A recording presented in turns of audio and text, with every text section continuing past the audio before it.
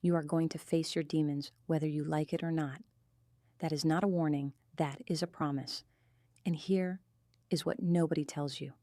Those demons, those voices of fear and doubt and criticism that wake you up at 3 a.m., they are not your enemies. They are your invitation to become who you were always meant to be. I am Dr. Hannah, and over 22 years of working with thousands of people in New York, I have watched the same pattern repeat itself. People come to me exhausted, depleted, living lives that look successful on the outside but feel hollow on the inside. And they all ask me the same question: how do I make this easier? And I tell them the truth they do not want to hear. You do not. You make it real instead. Because here is what I know after more than 2 decades of sitting across from high achievers, people pleasers, and emotional contortionists who have spent years abandoning themselves for everyone else's comfort. Your demons are already here. They are in the gap between who you pretend to be and who you actually are. They are in every boundary you did not set, every truth you swallowed down, every moment you chose being liked over being real. And they are not going away until you turn around and face them. Let me be clear about something that might make you uncomfortable. If you push forward boldly in life, demons will show up to test you. If you retreat in fear, demons will show up to haunt you. Either way, they are coming. The only question is this: will you meet them as someone becoming stronger or someone becoming smaller? Because that choice, right there, that is the entire game. I see this every single day in my practice. Someone will sit across from me and say they want to change their life. They want to stop people pleasing. They want to finally use their voice. And then, the moment it gets uncomfortable, the moment someone might be disappointed in them, the moment they have to sit with the anxiety of being authentic, they retreat. They convince themselves that maybe it is not that bad. Maybe they can tolerate it a little longer. And you know what happens? The demon they avoided by staying small does not disappear. It just transforms into regret, into bitterness, into that quiet rage that builds in people who have spent decades being nice instead of being real. Here is something I want you to understand deeply.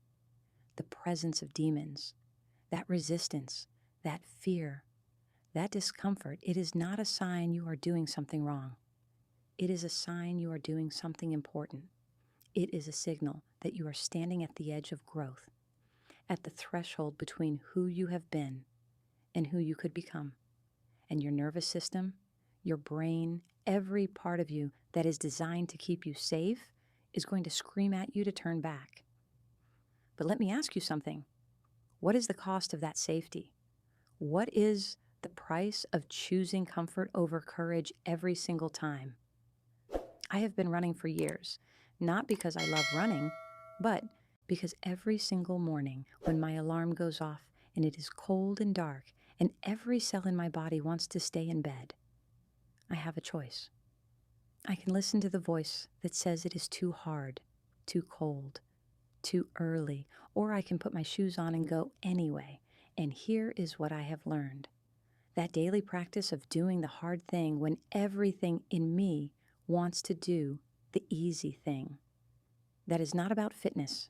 That is about building the muscle of resilience. Because life is going to get hard.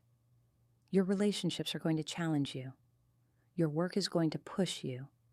You are going to face moments where everything feels impossible. And in those moments, you do not rise to the occasion. You fall to the level of your training. So the question is, what are you training for? Are you training yourself to retreat when things get uncomfortable? Or are you training yourself to stay when everything in you wants to run? Now here is where it gets interesting. The demons are not just about difficulty. They show up most powerfully when you try to live authentically, when you try to be yourself in a world that has very specific ideas about who you should be. I talk about this concept called the courage to be disliked. And it sounds simple, but it is one of the hardest things we will ever do. Because from the time we are children, we learn that acceptance equals safety.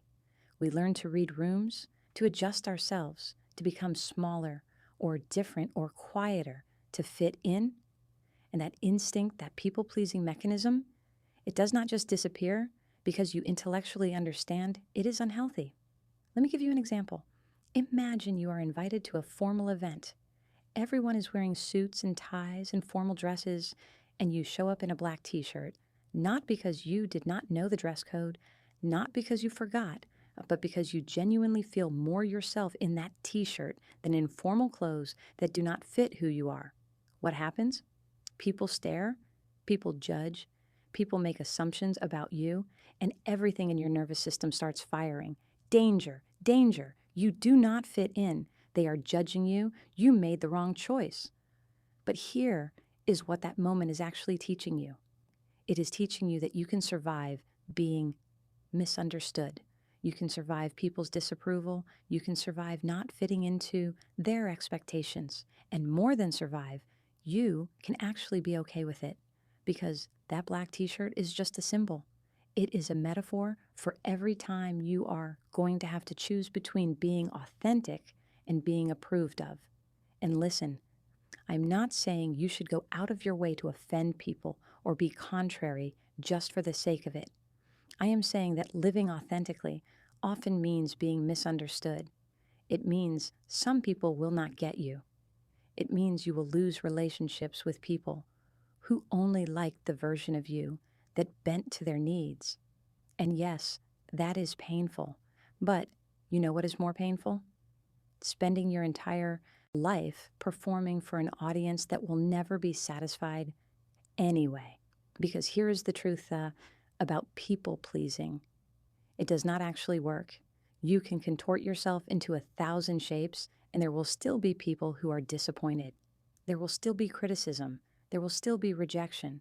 So if you are going to face disapproval anyway, would you rather face it while being yourself or while being an exhausting imitation of what you think others want? Let me tell you what happens when you start choosing authenticity over approval. At first, it feels terrifying. Your anxiety spikes, you lose sleep, you second-guess everything. The demons of self-doubt come out in full force. Who do you think you are? What makes you so special? What if you are wrong? But if you keep going, if you refuse to retreat back into that old performance, something shifts. The demons do not disappear, but your relationship with them changes. You start to recognize them as familiar visitors rather than emergency sirens. You start to understand that you can feel afraid and do the thing anyway. And this is crucial. Success, real transformation, it often lies just beyond the point where most people give up, think about running again. There is this phenomenon called the second wind. It is that moment when you think you cannot possibly keep going, when your lungs are burning and your legs are heavy and everything hurts. And then, if you push through that wall, suddenly you find a new gear. Suddenly you find energy you did not know you had. But you only get that second wind if you keep going. If you stop right when it gets hardest, you never discover what is on the other side. Life works the same way. The moment you are ready to give up, the moment you think you cannot possibly do this anymore, that might be exactly the moment before your breakthrough. But you will never know if you quit. You will never find out if you retreat back into the comfortable prison of who you used to be. I have seen this pattern countless times. Someone starts setting boundaries, starts speaking up, starts choosing themselves. And it feels terrible at first. People push back. Relationships get uncomfortable. They start wondering if they made a mistake. And right at that moment, right when they are about to go back to old patterns, I tell them, this discomfort is not proof you are doing something wrong. It is proof you are doing something different. And different always feels wrong to a nervous system that has been trained to associate safety with sameness. Trust that the hardship is temporary. Trust that it has purpose. Your lowest point, that rock bottom moment when you think you have lost everything, that might actually be the foundation of your highest future self. But only if you do not waste it by running away from what it is trying to teach you. Now let me talk about something that feels counterintuitive. Sometimes, when life feels off, when nothing seems right, the solution is not to frantically fix everything. The solution is to pause, to listen, to allow yourself to submerge emotionally so you can later rise renewed. We live in a culture that tells us to push through, to stay positive, to fix it fast.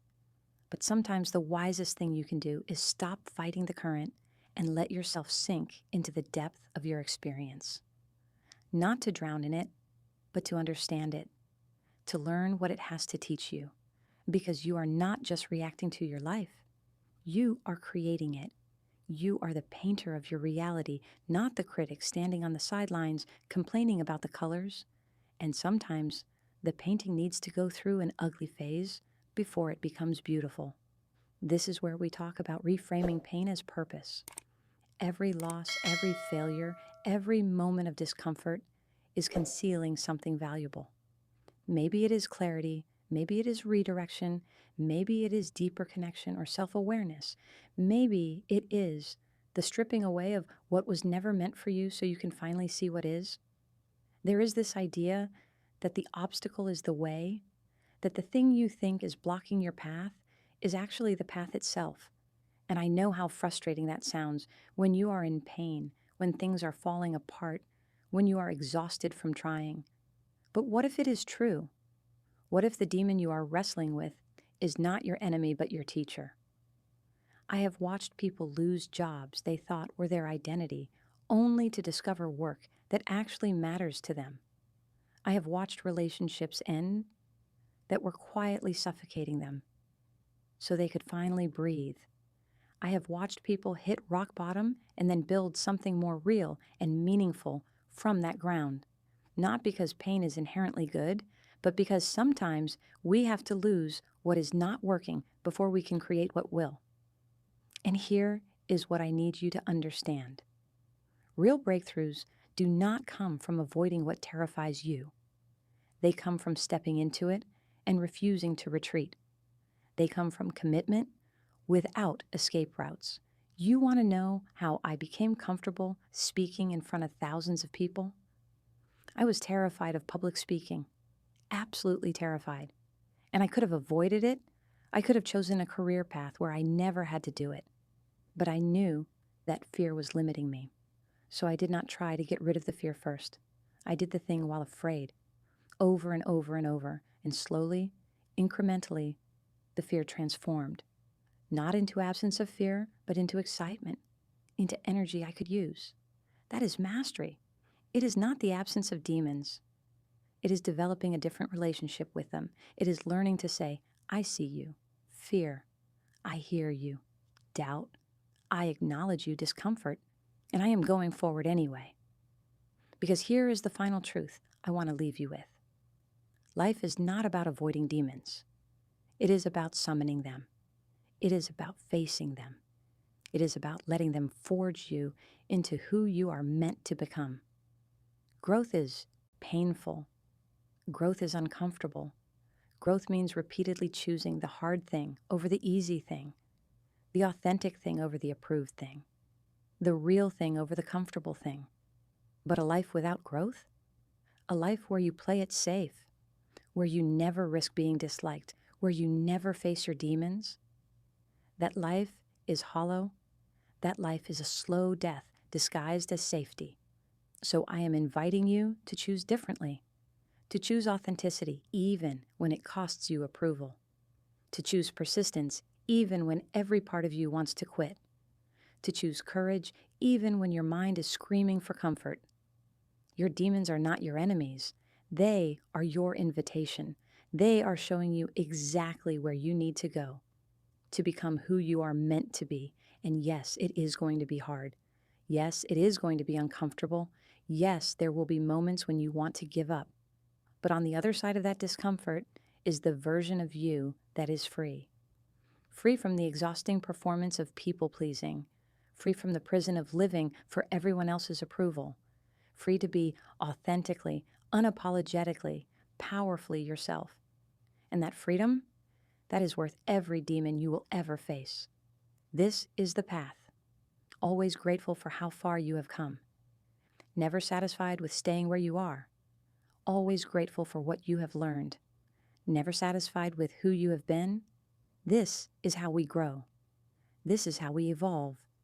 This is how we become real. Your demons are waiting, and so is the most authentic version of yourself. The question is, are you ready to face what stands between who you are and who you could be?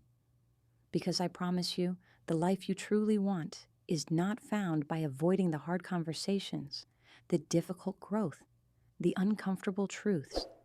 It is found by walking directly toward them, and I will be here, cheering you on every step of the way.